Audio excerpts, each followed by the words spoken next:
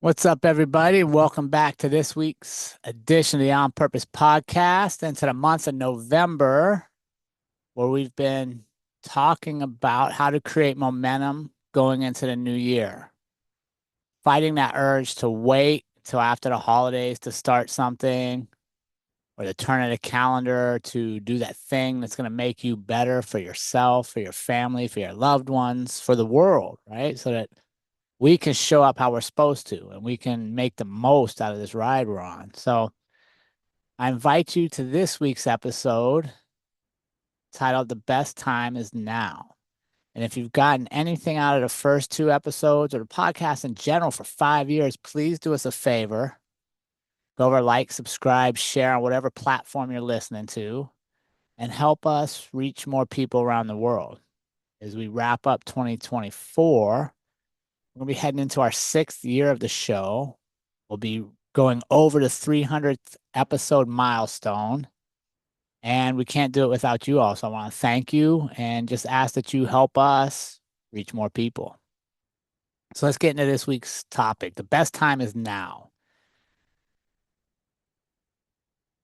You know what that thing is, right? Most of us have something we dream about every night, or when our minds are quiet, we can just think. It comes up. It's a reoccurring thing. Maybe something I've journaled about. Maybe I've seen it in dreams. Maybe I've actually talked to a couple of people about it, close friends or family members. For some of us, we may have already started it. Maybe it's a book that we've written the first couple chapters to and just kept them on our computer for years. Maybe it's the instrument we bought and started playing. Now it finds its way to the back of the closet. Maybe it's a class we wanted to take. We just didn't make time for whatever it is, whatever that thing is that you know you should be doing for you. There is no perfect time, right? There's no perfect time. There's never going to be a perfect time for anything that involves making yourself better, making yourself better so you can contribute more to the world around you, right? Life may have gotten in the way. Maybe it's work, family, friends. Maybe it's you that got in the way or allowed this thing to be pushed to the back. Maybe it's fear of what others are going to think, fear of what others are going to say, fear of looking like you're not grateful for what you already have because you desire more. Maybe it's doubts within yourself, doubts if you're worthy enough to share your story with the world. And who are you to believe in your gifts? Why are you unique? Why don't we just leave this up to the stars, right? The politicians, the movie stars, the athletes, the people with blue check marks behind their name. Who are we as average, everyday people to think we're unique enough to share a gift? What if maybe procrastination or this idea that there's always a tomorrow? I'll get to it next week, next year. I'll get to it after I retire, after I'm done with this career. I'll get to it when the kids leave the house. I'll get to it when we're empty nesters, right? All these things we tell ourselves that just push back the very things we know that we need to do to make ourselves feel most alive. So if you accept that last week's message where we talked about our unique gifts, whatever as basic or as complicated as we feel our unique gifts are not really ours to keep, but we're responsible to share them with the world. If you agree with that, then there's no better time than to start for the first time, maybe the second time, or even the 50th time than right now. Right? Right now, today, is the youngest you will ever be again in your life. So while sometimes we say, oh, I should have started this in my 20s, I should have started this in my 30s, I should have started this 20 years ago, the you in 20 years will tell you you should have started it today. There is no better time to start anything than right now. The sooner we start, the sooner we make mistakes. The sooner we start, the sooner we fail. The sooner we start, the sooner we grow. The sooner we start, the sooner we learn. The sooner we start, the sooner we have success. We have created momentum.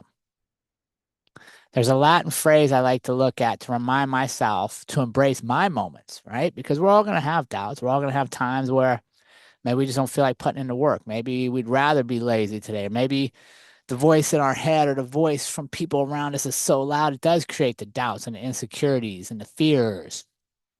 So there's a phrase I like to look at that reminds me to embrace my moment. This moment right here. Because really, I don't know what an hour from now will bring to my life.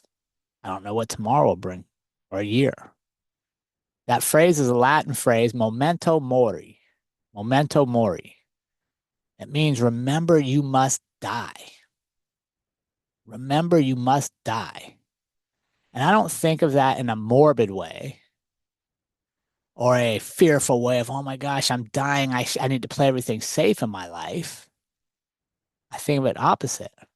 I think of it as a simple reminder that while it's true we're all going to die, we must also remember that we have to live. We have to live in a way that contributes and shares and allows us to understand how important us being here is, how against the odds of us being where we are is. And what is our responsibility to give back? What is our responsibility to share all of our stories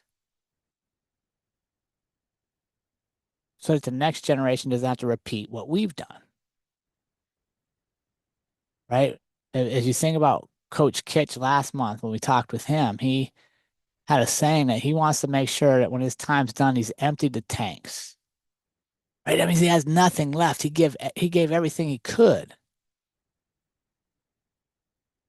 for himself and for those around him, those he loves, those he's never met but heard a word. The people that I've never met, but will find this podcast somewhere along the way, and maybe it'll make a difference in their lives. If only we start. Because if we end up at the end of our life, we still have these great ideas. The song that was never sung, the story that was never written, the painting that was never painted, the love that we never shared, or con- uh, we're just contributing to the cemetery full of unfulfilled dreams, right? If we look back at our lives and remember the scariest, most uncertain of times, the ones where we weren't sure we could get through, oh my gosh, I'm so nervous about this or that. The fact you're still here listening to us means you made it through. You have a 100% success rate of getting through the hard times up to today in your life. You made it through. You did it. You learned something. You had some successes, some failures, some scrapes, some bumps, some bruises, some laughter, some joy. But you're here, which means you don't have to be perfect for tomorrow. Not your plan, not your education, not your facility, not your resources. The only thing that has to be perfect is your commitment to show up for yourself. And by showing up for yourself, you're showing up for the world. By showing up for yourself, you're showing up for your family. You're showing up for those that look to you that maybe you don't even know are watching. But because you choose to believe in yourself, you choose to take some risk, you choose to think there's more for you. Maybe now they do as well.